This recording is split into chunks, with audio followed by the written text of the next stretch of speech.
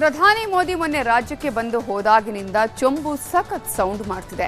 ಕಾಂಗ್ರೆಸ್ ನಾಯಕರ ಖಾಲಿ ಚೊಂಬಿನ ಕ್ಯಾಂಪೇನ್ಗೆ ಬಿಜೆಪಿ ನೀಗಿ ಕೆಂಡವಾಗಿದೆ.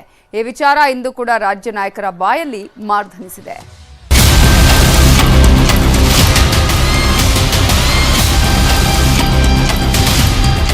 ಲೋಕಸಭೆ ರಣಕಣದಲ್ಲಿ ದೋಸ್ತಿ ಕಾಂಗ್ರೆಸ್ ನಾಯಕರ ಮಧ್ಯೆ ಚೊಂಬು ಪಾಲಿಟಿಕ್ಸ್ ತಾರಕಕ್ಕೇರಿದೆ. ವಿಧಾನಸಭೆ ಚುನಾವಣೆ ವೇಳೆ ಪೇಸಿಎಂ ಅಭಿಯಾನದ ಮೂಲಕ ಯಶಸ್ಸು ಕಂಡಿದ್ದ ಕಾಂಗ್ರೆಸ್ ಈಗ ಮತ್ತೆ ಬಿಜೆಪಿ ವಿರುದ್ಧ ಕ್ಯಾಂಪೇನ್ ಕಾಳಗ ಸಾರಿದೆ. ಕಾಂಗ್ರೆಸ್ ಅಭಿಯಾನ ಬಿಜೆಪಿ ನಾಯಕರನ್ನ ನಿಗಿ ಕೆಂಡವಾಗಿಸಿದ್ದು ವಾಗ್ಯುದ್ಧದ ಕಿಚ್ಚು ಹಚ್ಚಿದೆ. ಲೋಕ ಕದನದಲ್ಲಿ ಚೊಂಬು ಕ್ಯಾಂಪೇನ್ ಕಿಚ್ಚು.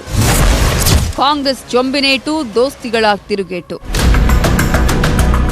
ಕಾಂಗ್ರೆಸ್ನ ಚೊಂಬು ಕ್ಯಾಂಪೇನ್ ಸ್ಟಾರ್ಟ್ ಆಗಿದ್ದು ಮೈತ್ರಿ ನಾಯಕರು ಕಾಂಗ್ರೆಸ್ ವಿರುದ್ಧ ಮೈಕೊಡವಿ ಮುಗಿಬಿದ್ದಿದ್ದಾರೆ. ಕಾಂಗ್ರೆಸ್ನವರದ್ದು ಚೀಪ್ ಗಿಮಿಕ್ ಅಂತ ಕಿಡಿಕಾರ್ತಿದ್ದಾರೆ. ಇವತ್ತು ಸುದ್ದಿಗೋಷ್ಠಿ ನಡೆಸಿದ ಮಾಜಿ ಸಿಎಂಗಳಾದ ಬಿಎಸ್ವೈ ಹಾಗೂ ಡಿವಿ ಸದಾನಂದಗೌಡ ಚೊಂಬು ಖಾಲಿ ಮಾಡಿದ್ದೇ ಕಾಂಗ್ರೆಸ್ ಅಂತ ಮಾತಿನ ಚಾಟಿ ಬೀಸಿದ್ರು. ಹಾಗೇನಿಲ್ಲ ನೋಡಿ, ಅಧಿಕಾರ ಇದೆ, ಸರ್ಕಾರ ಇದೆ, ಜನ ಅವ್ರ ಕಡೆ ಸೇರ್ತಾ ಇಲ್ಲ. ಹೀಗಾಗಿ ಈ ಜಾಹೀರಾತುಗಳ ಮೂಲಕ ಏನಾದ್ರೂ ಜನರ ಮನವನ್ನು ಒಲಿಸಬಹುದು ಅನ್ನೋ ಭ್ರಮೆನಲ್ಲಿ ಅವರಿದ್ದಾರೆ. ನಾನ್ ನಿಮ್ಗೆ ಹೇಳ್ತೇನೆ, ಯಾವ ಜಾಹೀರಾತುಗಳು ಸತ್ಯಕ್ಕೆ ದೂರವಾಗಿರುವಂತ ಪೊಳ್ಳು ಭರವಸೆಗಳನ್ನು ಕೂಡಿರುವಂತ ಜನ ವಿರೋಧಿ ಒಂದು ಆಡಳಿತ ನಡೆಸ್ತಾ ಇರುವಂತ ಈ ಸರ್ಕಾರದ ಜಾಹೀರಾತುಗಳಿಗೆ ಯಾವ ರೀತಿಯ ಮನ್ನಣೆಯನ್ನು ಸಹ ಜನ ಕೊಡೋದಿಲ್ಲ. ಖಾಲಿ ಚೆಂಬು ಯಾರು ಖಾಲಿ ಮಾಡಿದ ಚೆಂಬು? ಇದು ಫಸ್ಟ್ ಪ್ರಶ್ನೆ ಕೇಳಬೇಕಾದ್ದು. ಚೆಂಬು ಖಾಲಿ ಮಾಡಿದ್ದೇ ಕಾಂಗ್ರೆಸ್ನವರು. ಇಡೀ ದೇಶದ ಖಜಾನೆ ಲೂಟಿ ಮಾಡಿ ಆ ಖಾಲಿ ಚೆಂಬನ್ನ ಇವತ್ತು ಕೈಯಲ್ಲಿ ಹಿಡ್ಕೊಂಡು ತಿರ್ಕೊಂಡವರು ಕಾಂಗ್ರೆಸ್ನವರು. ಕರ್ನಾಟಕದಲ್ಲಿ ಕಳೆದ 8 ತಿಂಗಳಿಂದ ಈ ಖಾಲಿ ಚೆಂಬನ್ನ ಆಗಿ ಪರಿವರ್ತನೆ ಮಾಡಿದವರು ಅವರು. ಒಂದು ರೀತಿಯಲ್ಲಿ ತಾವು ಮಾಡಿದಂಥ ವಿಚಾರಗಳ ಆಧಾರಿತವಾದಂಥ ಪ್ರಯತ್ನಗಳನ್ನು ಮತ್ತೆ ಜನರಿಗೆ ತೋರಿಸುವಂಥದ್ದು. ಅದು ಕಳೆದ ಚುನಾವಣೆಯಲ್ಲಿ ಮುಗಿದಿದೆ ಆ ಅಧ್ಯಾಯ. ಇನ್ನು ಮುಂದಕ್ಕೆ ಅದು ಮುಂದುವರಿಯ.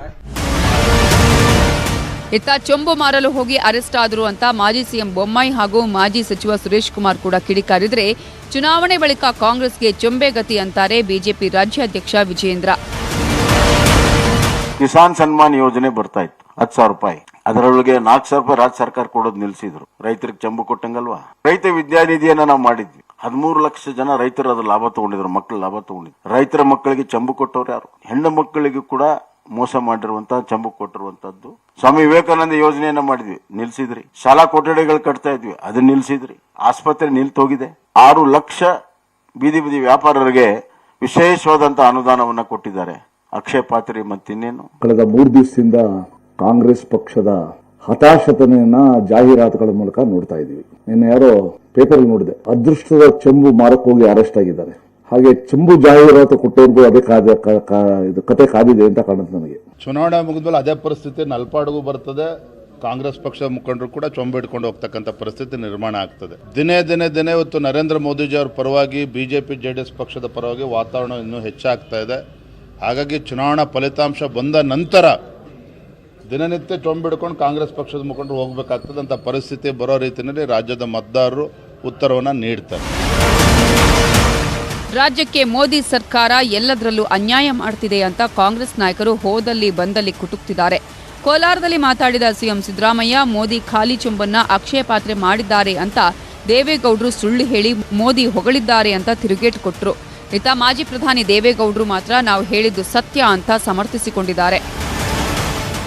ಈ ರಾಷ್ಟ್ರದ ಸಂಪತ್ತನ್ನ ಸೂರೆ ಮಾಡಿ ಚಂಬು ಬರಿದಾಗಿತ್ತು. ಆ ಬರಿಯ ಚಂಬನ್ನ ಯಾರ ಕೈಗೆ ಕೊಟ್ರು? ಈ ಕಾಂಗ್ರೆಸ್ ನಾಯಕ 10 ವರ್ಷ ಈ ದೇಶವನ್ನ ಆಳಿ ಅದನ್ನ ಅಕ್ಷಯ ಪಾತ್ರೆಯನ್ನಾಗಿ ಮಾಡಿ ಸಣ್ಣ ಸಮಾಜದವರನ್ನ ಮೇಲೆ ಎತ್ತುವ ಕೆಲಸವನ್ನ ಮಾಡದಂತ ಮಹಾನ್ ಭಾವ. ಅಕ್ಷಯ ಪಾತ್ರೆ ಅಂತ ಹೇಳ್ತಾರಲ್ಲ ದೇವೇಗೌಡ್ರೆ, ಅಕ್ಷಯ ಪಾತ್ರೆ ಅಂತ ಹೇಳ್ತಿರಲ್ಲ, ನೀವು ರಾಜ್ಯಸಭಾ ಸದಸ್ಯರಾಗಿ ಯಾಕೆ ಅಕ್ಕಿ ಕೊಡಿಸ್ಲಿಲ್ಲ ಅಂತೇಳಿ ಅವ್ರಿಗೆ ಪ್ರಶ್ನೆಯನ್ನ ನೀವು ಕೇಳಬೇಕು ಬೇಡ? ನರೇಂದ್ರ ಮೋದಿ ಅವರು ಹೇಳಿ ಅಕ್ಕಿ ಕೊಡಬಾರ್ದ ನೋಡ್ಕೊಂಡ್ರು. ಯಾಕಂತಂದ್ರೆ 10 ಕೆಜಿ ಅಕ್ಕಿ ಕೊಟ್ಬಿಟ್ರೆ ಬಡವರೆಲ್ಲ ಸಿದ್ದರಾಮಯ್ಯ ಪರ ಹಾಕ್ಬಿಡ್ತಾರೆ, ಕಾಂಗ್ರೆಸ್ ಪರ ಹಾಕ್ಬಿಡ್ತಾರೆ. ಕಾಂಗ್ರೆಸ್ ರಾಜ್ಯ ಉಸ್ತುವಾರಿ ಸುರ್ಜೇವಾಲಾ ಮಂಡ್ಯ, ಚಾಮರಾಜನಗರದಲ್ಲಿ ಬಿಜೆಪಿ ವಿರುದ್ಧ ಹರಿಹಾಯ್ದರು. ಸುದ್ದಿಗೋಷ್ಠಿಗೆ ಚೊಂಬು ಹಿಡ್ಕೊಂಡು ಬಂದು ಮೋದಿ ಸರ್ಕಾರಕ್ಕೆ ಟಕ್ಕರ್ ಕೊಟ್ಟರು.